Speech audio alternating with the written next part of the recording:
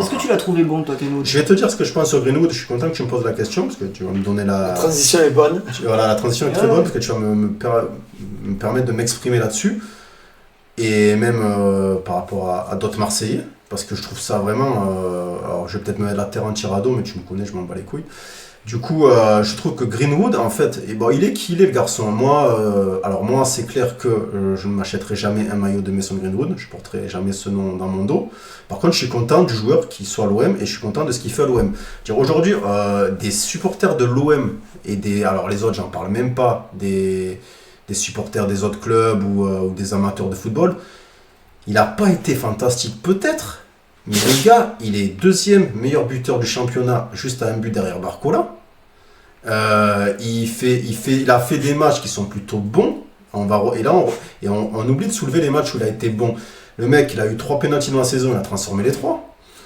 Quand celui de Monaco, quand même, à 89e. Dans un contexte où tu vois que. Marseille, il fallait qu'il gagne à domicile. Donc, Voilà, donc je veux dire, après, c'est là que tu vois qu'il a ce côté peut-être je m'en foutiste un peu qui des fois lui dessert, mais qui des fois aussi lui sert par rapport à ce genre d'exercice, par exemple. Tu vois, peut-être. Et en fait, je trouve que. Moi, Greenwood, il m'a pas donné des sous pour que je dise ça, je le connais pas. Hein.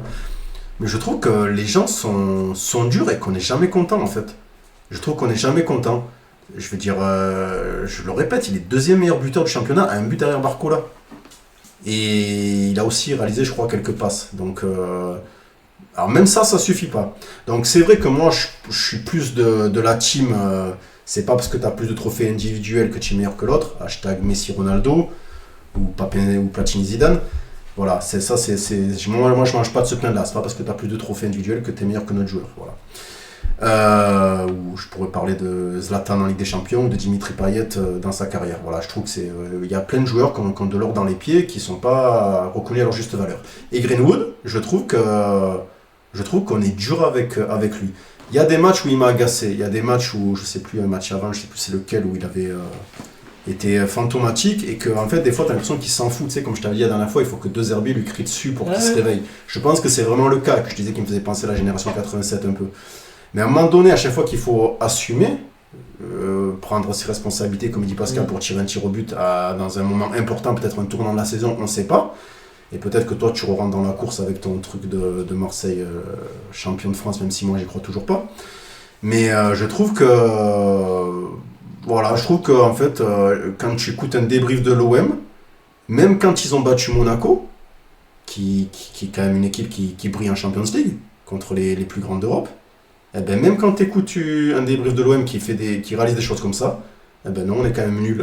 On est quand même nul. Donc si nous on est nul et qu'on est deuxième, qu'est-ce que c'est de la 3e à la 18e place? Mais c'est sûr. En revenant sur Greenwood, tu n'as pas un peu ce truc de il est bon contre les nuls et pas bon contre les bons?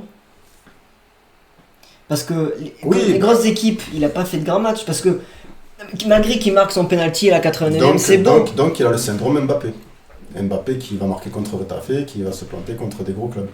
C'est un peu ça. Oui, tu peux comme ça. Moi, je le compare comme ça parce que moi, j'entends ça de Mbappé en ce moment. Ben, peut-être, j'en sais rien. Mais... Contre Paris, il avait été inexistant. Oui, Paris, c'est 3-0, oui. Ouais. Oui. Même le rouge l'a pas aidé, mais bon, il est sorti à la mi-temps, il y avait peut-être une raison. Contre Lyon, je ne l'ai pas trouvé flamboyant, du moins c'était loin d'être le meilleur Olympien contre Lyon. C'est vrai. Après, j'ai pas vu tous les matchs de Marseille, mais disons que. Peut-être que tu as raison, peut-être que Greenwood c'est le nouveau Thauvin. Peut-être que Greenwood c'est un joueur comme Florent Thauvin qui va jamais réussir à faire des gros matchs contre les gros. Parce que Thauvin en 4 ou 5 ans, il a jamais fait une fois contre Paris. Qu'on avait gagné 1-0 que Payet avait envoyé un ballon et que tu te rappelles le 1-0 là. Mais c'est juste. Mais après Thauvin, moi je l'ai jamais trouvé bon.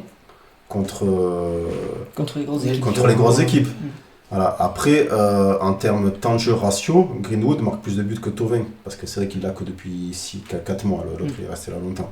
Il a fait des saisons satisfaisantes, malgré que voilà, c'était pas un joueur que... Mais je trouve que là, en fait, je trouve que c'est un peu dur. Voilà, Greenwood, il a le côté où il arrive de Manchester quand même avec cette étiquette de futur gros star, que sans ces histoires...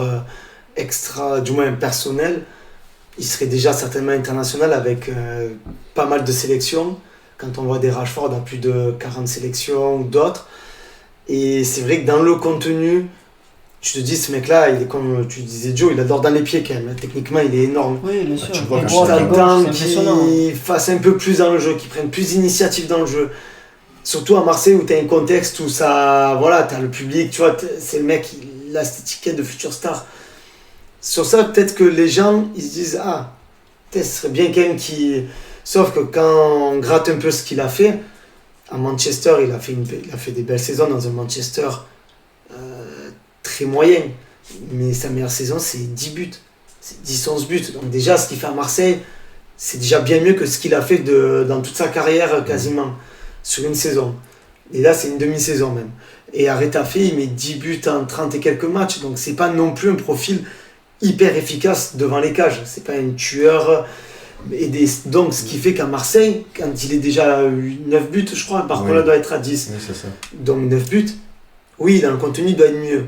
Il est quand même efficace. Mais en fait, c'est ça que je veux dire. C'est qu'en fait, par exemple, je vais te parler un des meilleurs attaquants de l'histoire, Ronaldo Luis Nazario de Lima, le Brésilien, R9.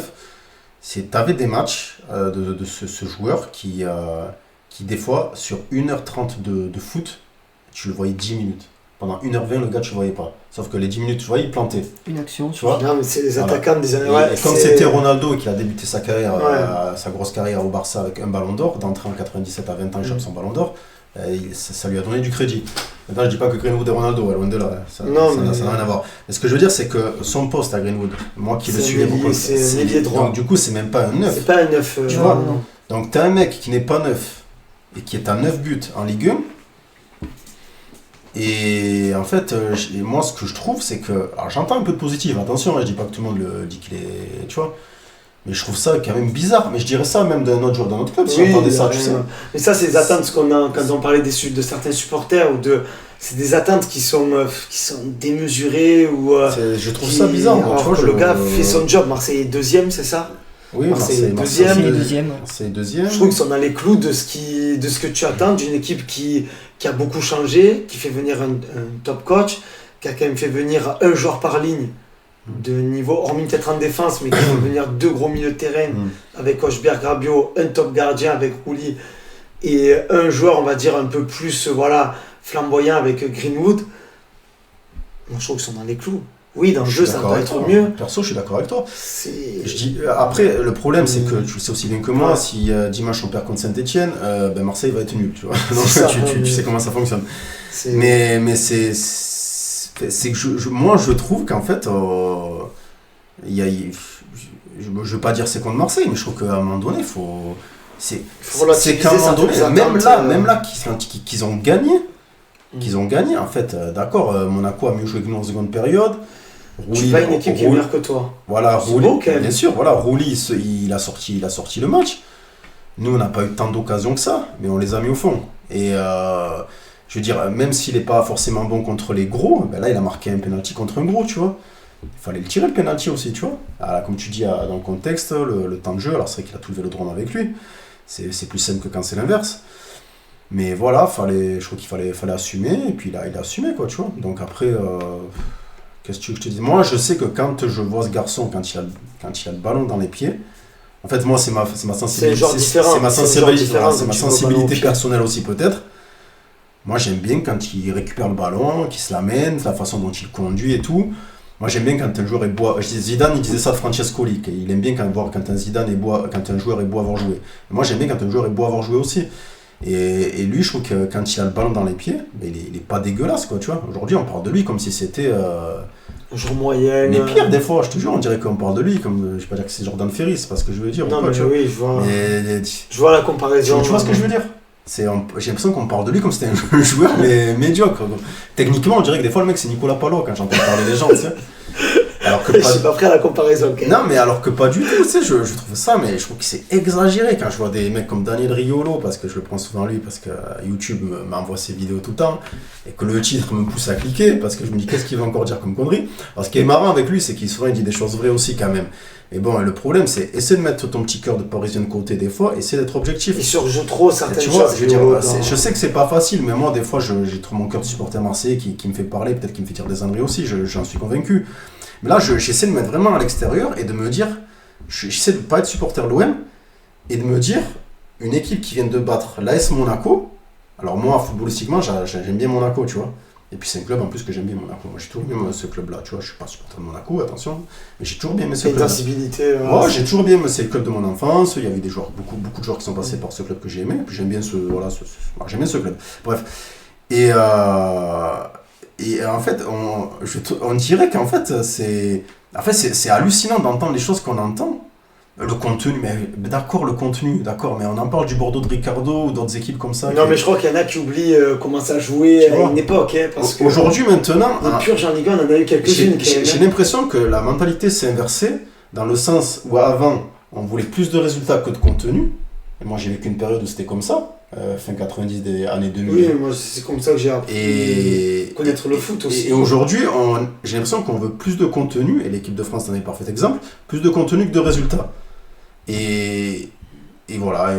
Et parce qu'ils se disent que si tu as le contenu, le résultat va suivre. Que si, certes, des fois, tu peux avoir le résultat immédiatement, mais si tu n'as pas le contenu, ça peut vite tomber. Aujourd'hui, si tu veux du contenu et des résultats, eh ben, tu arrêtes tout, tu ne regardes plus rien, tu vas en première ligue, tu regardes tous les matchs de Liverpool. Voilà, tu fais ça, là tu auras du contenu et du résultat. Tu rates pas de la Ligue 1. Déjà pour moi je pense que tu rates pas de la Ligue 1. Le Barça peut-être, et encore. Et après, je sais pas. Oui, le Barça. Liverpool et le Barça.